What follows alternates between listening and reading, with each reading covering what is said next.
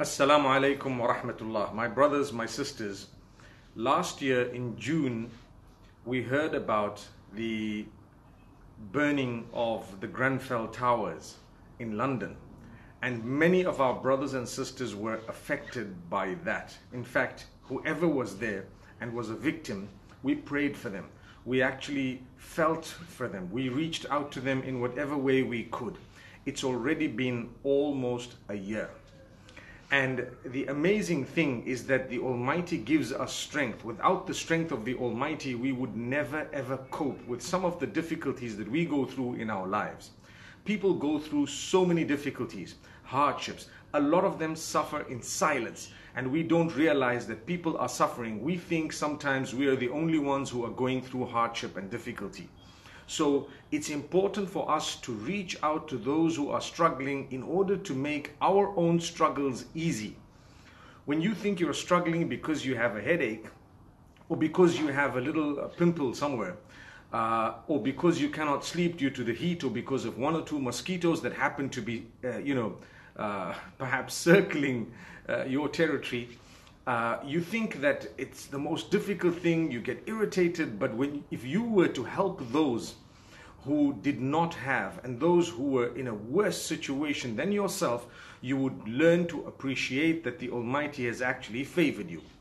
Take a look at those of us who complain about food, those of us whose children complain about food. Sometimes the type of food that they would like to eat, and they make a fuss of the food. We do as well. This thing has so much of this, and this thing is not so good, and I'm eating this every day.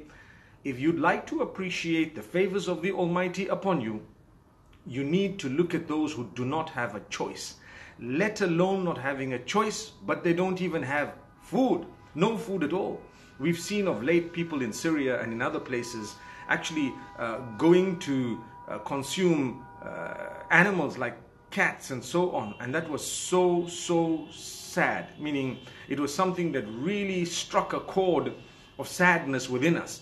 And I'm sure we have reached out to them, and we will continue reaching out to them through whatever channels we do have. But the reason I am actually speaking to you today is many of us, we have not realized that those who have gone through greater challenges than ours have actually come out of them much stronger than they were, and much stronger than we are. Yet we who are not even struggling upon that level of difficulty become bogged down to the degree that we are depressed, we are sad, we cannot see happiness. We need to go beyond that. If you'd like happiness, you need to work towards it. You need to understand the ingredients of happiness. You obey the Almighty. You actually fulfill your obligations unto your Lord as best as possible. And you understand He will keep on testing you. I was speaking earlier this morning here in Monrovia, Liberia, to some of the children at the 17th Street Masjid. And I was telling them that, George Weah is the president of Liberia at the moment. So everyone is on a high with football and so on, because obviously he is a known footballer. So let's learn from the football match. You have 90 minutes, subhanallah, and in those 90 minutes you have to do one thing. Now, if your life was 90 years, in those 90 years you have to do one thing. You have to keep pleasing the Almighty. If the Almighty is pleased with you, you've succeeded. If He's not, you have failed. So it's either you win or the devil wins. The devil keeps coming to try and score a goal on your side, and you have to keep coming to try and score a goal to please the Almighty. In the 90 minutes of football, if you've scored one goal, you still have to go and score another one. And you score a second one, you must still keep on trying to score a third and a fourth, even if there is 0 on the other side. It doesn't mean that now we've scored 5 and the others are 0, we can call the match quits. It's up to the Almighty when your match and mine will actually come to an end, which means our lives. But when it comes to football, it's 90 minutes. We do know you may go into injury time, you may sometimes go into overtime and penalty shootouts and so on. So what you need to know is, throughout my 90 years, I need to keep on trying my best, trying my best to score a goal and another goal. Every day I will pray. Every day I will be truthful. Every day I will be happy. Every day I will be thankful for what I have. Every day I will go to resolve problems rather than create them. Every day I will reach out to others. Every single day I will read the Quran. Every single day I will dress appropriately. There is no cheat day, no holiday, no day where you can decide to drop all of that, because that's the day you would actually fail. Like an aircraft. When an aircraft is flying, the engines need to remain turned on a very, very high level, and that is when it will actually cruise. The minute you turn off the engines, you drop. In life, that's what happens. If our engines are not turned on and we're not cruising and we're not focused upon our goal, the enemy, meaning shaitan, will actually score those home goals or those goals against us. And we will be the losers. So what we need to learn is, my brothers and sisters, the Almighty has given us such beautiful opportunities. We must make use of these opportunities. These are amazing chances that are given to us by the Almighty. Now, I would like to actually reach out to all those who have struggled and suffered. You know, every day we read the news, every day we see what's happening across the globe. Our heart bleeds, our hearts bleed. My heart does, and I'm sure every one of us, we have a certain level of compassion within us. And subhanAllah, the minimum is to pray. Thereafter, we can make donations to try and alleviate the suffering. And if you're on a higher level, you might be able to assist on a higher level as well. So it's amazing how we read about things, and sometimes it's just so much on the globe, and those are real problems and issues. And our small little lives actually seem to be worse than those who are really suffering, you know, the bombings and the bombardments and the destruction and so on. May the Almighty help them all and help us too.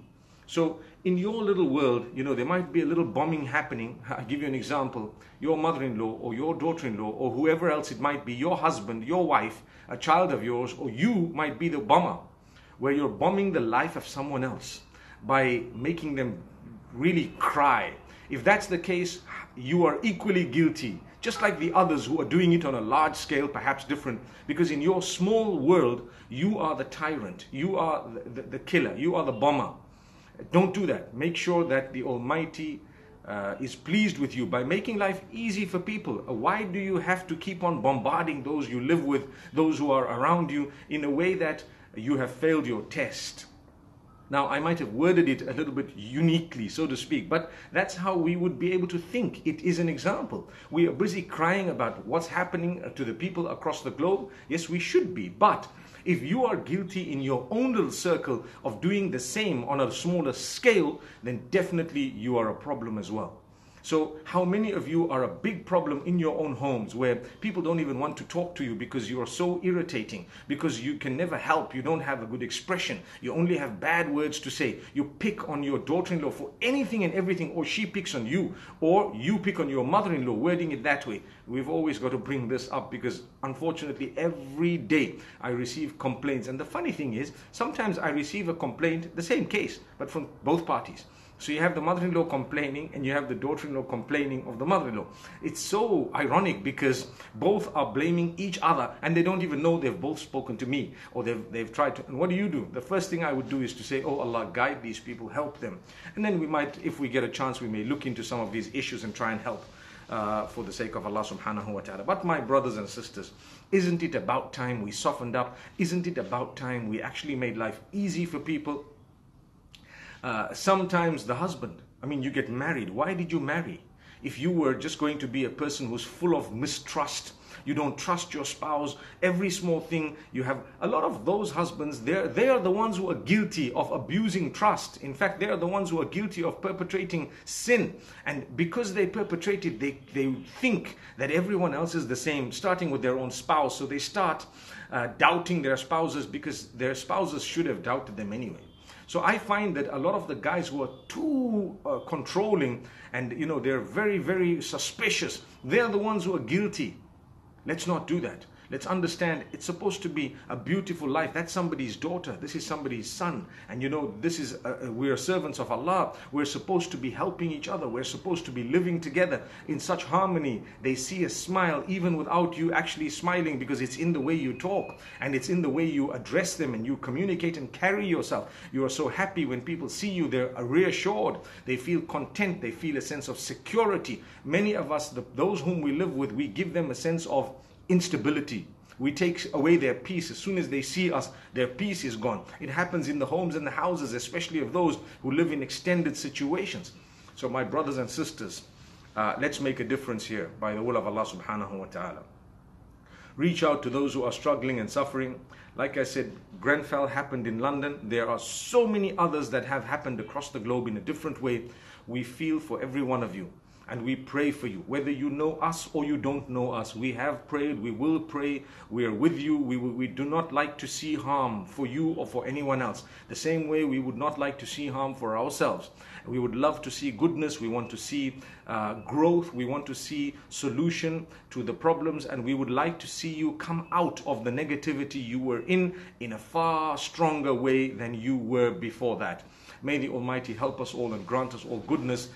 In a few moments I will be heading to the stadium here in Monrovia, Liberia, and I pray that it is a big success for the sake of the Almighty. The message is going to be loud and clear. The respect that we have for people of all faiths, you know, obviously we worship the Almighty alone. We follow the Sunnah of the Prophet ﷺ. We're working towards Jannatul Firdaus, and in that process we must learn to respect everyone else we see on the path. In fact, we're ambassadors of this goodness, so that when they see it, they would be able to actually be attracted towards it. The minimum is they would be able to learn and appreciate the fact that Muslims are not bad. Muslims are actually brilliant people who fulfill a very, very clean, beautiful, modest life filled with morality and goodness, kindness, tolerance, reaching out to others and being as helpful as possible. May Allah subhanahu wa ta'ala bless you all. Jazakumullah khair. Assalamu alaikum wa rahmatullahi wa barakatuh.